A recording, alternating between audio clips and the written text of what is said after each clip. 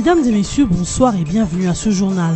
Certaines autorités de la RDC et ses forces de sécurité sont mises en cause dans un nouveau rapport du Conseil des Nations Unies aux droits de l'homme. Ce rapport, issu d'une réunion tenue à Genève par ce conseil, considère les violences et les vagues de répression meurtrières vécues en RDC comme conséquence de ce qui qualifie d'instabilité politique. Et puis 80 présumés criminels ayant semé la terreur dans la ville de Kinshasa ont été présentés au public par la police nationale congolaise. Parmi eux, 59 jeunes délinquants appelés Kuluna et 21 bandits armés, mais aussi les bandits se présentant comme agents de sécurité dans des taxis appelés Ketch sont mis aux arrêts par la PNC. Enfin, les femmes de l'Arabie Saoudite peuvent désormais conduire. Le roi Salman a autorisé l'octroi des permis de conduire aux femmes saoudiennes qui, jusqu'à l'arrivée de ce décret, étaient les seules dans le monde à être interdites à conduire. Le nouveau président angolais, João Lourenço, a été investi le mardi 26 septembre 2017 à Luanda. En présence de plusieurs chefs d'État africains, Lourenço a obtenu officiellement le bâton de commandement de l'Angola. Après cette cérémonie d'investiture, les chefs d'État ont pris part à un dîner leur offert dans la capitale angolaise. Ce séjour en Angola a permis au président RD congolais de s'entretenir avec ses homologues présidents. Joseph Kabila s'est entretenu avec Jacob Zuma de l'Afrique du Sud, Ali Bongo du Gabon, Paul Kagame du Rwanda, Faure Adema du Togo et Alpha Condé de la Guinée et président en exercice de l'Union africaine. Un séjour visiblement bénéfique pour le chef de l'État congolais, Joseph Kabila Kabange. Encore un rapport des Nations Unies qui vient accabler Kinshasa. Ceci est issu de la réunion du Conseil des droits de l'homme des Nations Unies tenue à Genève ce mardi 26 septembre 2017. Une réunion qui avait au menu le rapport annuel sur la situation des droits de l'homme en République démocratique du Congo. Dans ce rapport de l'ONU, certaines autorités de la RDC, ses forces de sécurité et autres donneurs d'ordre sont mises en cause. Il met un accent sur les vagues de répression meurtrière menées dans le pays. Des doutes sur la situation dans le Kasaï au sujet de plusieurs dizaines de fausses communes recensées ont sommé dans ce rapport Maman Sidikou, représentant spécial du secrétaire général de l'ONU et patron de la MONUSCO, a demandé la mise en œuvre des procédures judiciaires. En plus, ce rapport des Nations Unies dans son Conseil de droits de l'homme perçoit les violences dans les deux Kivu et le Tanganyika comme une conséquence de ce qu'il qualifie d'instabilité politique entretenue par les autorités de Kinshasa.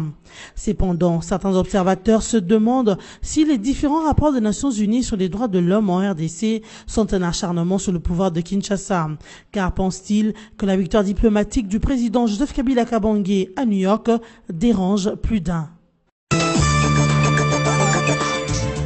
Près de 80 criminels accusés d'avoir commis divers forfaits et causé mort d'hommes dans la ville de Kinshasa ont été présentés à la population le mardi 26 septembre au camp Lufungula par la police nationale congolaise. Dans ce lot des présumés criminels figurent 21 bandits armés et 59 jeunes délinquants communément appelés Kuluna. Dans le groupe de ces bandits armés, on compte 6 militaires, 2 policiers et 13 civils, accusés de braquage de cambistes, vol à main armée et extorsion. D'après le major Lando Mavinga, 2 personnes présentées par la police font partie des gens arrêtés et relâchés en 2008 dans l'affaire du meurtre du député provincial Daniel Botetti. Il indique également que la police a mis la main sur un groupe de criminels qui opèrent à Kinshasa à bord des véhicules communément appelés Ketch et qui sont spécialistes à l'enlèvement. Notez en plus que cette présentation des personnes qui ont sémé la terreur dans la ville de Kinshasa s'est faite au cours d'une parade militaire spéciale qui a connu la participation des différentes unités de la police nationale congolaise. 480 habitants du quartier Kasulo, riche en cobalt, dans la province d'El-Oualaba, transformés en site minier, ont été indemnisés par l'entreprise CDM. Ces personnes sont tirées des 597 qui devront être délocalisées de cet espace. Les autres attendent la réévaluation de leurs maisons avant d'être servis, a indiqué le gouverneur de cette province, Richard Mouyej. Il sied de noter que cette entreprise minière construit déjà sur les sites de relocalisation 40 maisons maisons et une école. 3 familles ont opté pour de nouvelles maisons dès ce moment construites.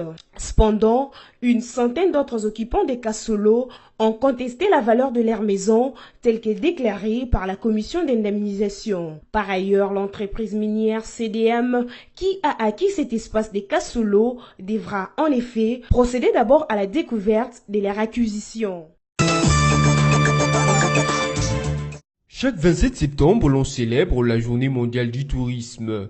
Cette date a été retenue pour marquer l'anniversaire de l'adoption des statuts de l'Organisation mondiale du tourisme en 1980. L'objectif principal fixé par l'OMT est la prise de conscience de l'importance du tourisme du point de vue social, culturel, économique et même politique. Cette année, la Journée mondiale du tourisme est centrée sur le thème « Tourisme durable », un outil au service du développement. La journée sera consacrée à l'étude de la contribution du tourisme à la réalisation des objectifs du développement durable. Les célébrations officielles de cette journée du tourisme 2017 se tiendront au Qatar, comme décidé par l'Assemblée générale de l'OMT. En dehors du Qatar, le tourisme sera célébré dans le monde entier. Ainsi, l'Organisation mondiale du tourisme appelle la communauté du secteur du tourisme, y compris le voyageur, les secteurs privés, les gouvernements et la société civile, à se joindre aux festivités et à les célébrer. Les femmes saoudiennes sont enfin autorisées à conduire en Arabie Saoudite. C'est dans un décret publié le mardi 26 septembre dernier par l'agence de presse officielle SPA que le roi Salman a ordonné l'octroi de permis de conduire aux femmes en Arabie Saoudite, une mesure qui devra entrer en vigueur en juin 2018. Il faut noter que de tous les pays du monde, l'Arabie Saoudite était jusque-là le seul pays à interdire aux femmes de conduire. Ces derniers devraient, pour se déplacer, recourir à un chauffeur privé ou à un tuteur membre de la famille. En cas de désobéissance, les récalcitrantes se voyaient systématiquement arrêtées et devaient s'engager par écrit à ne pas récidiver. Cependant, après plusieurs campagnes de protestation organisées régulièrement, le prince saoudien Al-Walid Ben Talal avait apporté son soutien aux femmes en mettant en avant les conséquences économiques de cette interdiction. Le prince saoudien avait estimé qu'engager un chauffeur était devenu onéreux pour les familles saoudiennes et que même en chargeant un homme de la famille à les faire, supposer que celui-ci doit s'absenter de son travail, réduisant sa productivité. Du reste, d'aucuns estiment que cette décision d'interdiction n'a en soi rien à voir avec l'islam et que le fait de l'élever est un pas très positif dans la bonne direction.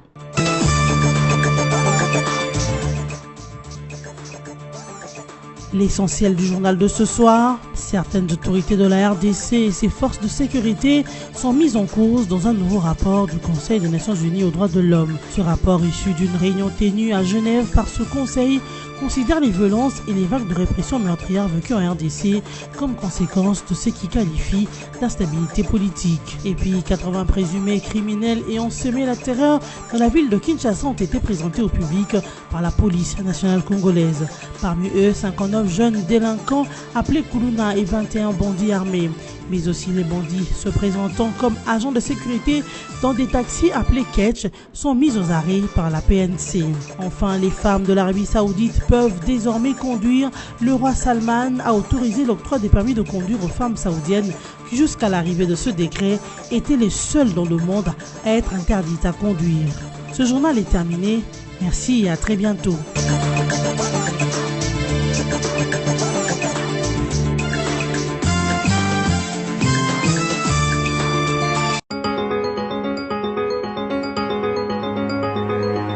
Mesdames, Messieurs, bienvenue à la lecture de journaux parus en ligne ce mercredi 27 septembre 2017.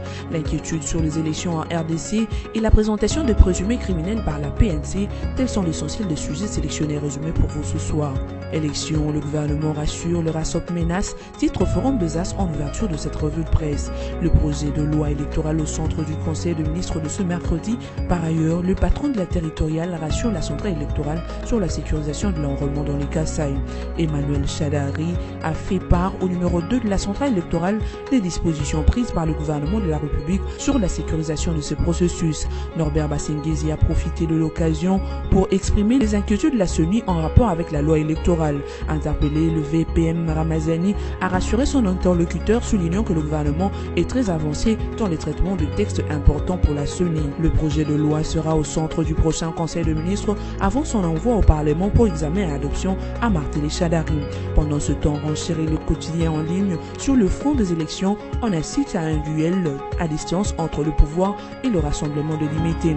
Alors que le gouvernement rassure que la loi électorale sera bel et bien examinée de ce mercredi, Félix Tshisekedi, le porte-étendard de cette plateforme de l'opposition, se montre intraitable. Les États-Unis où il séjourne, il persiste et signe tout projet de calendrier électoral non conforme à l'accord de la Saint-Sylvestre sera rejeté. Poursuivons avec actualité.cd qui rapporte Kabila utilise les dialogues pour demeurer au pouvoir. Cette fois, pas de troisième dialogue. Mayo Mambeke UNC.